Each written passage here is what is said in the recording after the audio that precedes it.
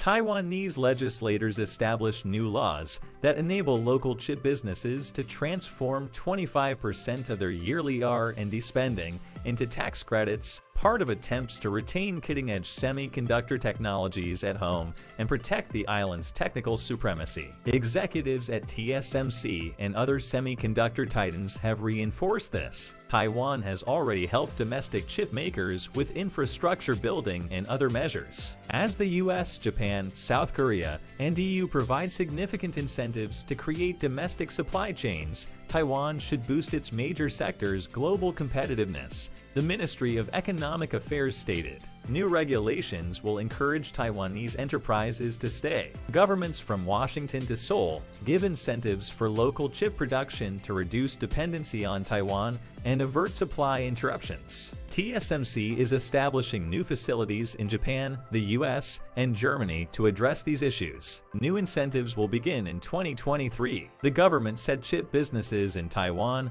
might claim tax credits on 5% of the yearly expenditures of purchasing new equipment for innovative process technologies. Credits cannot exceed 50% of a company's annual income taxes.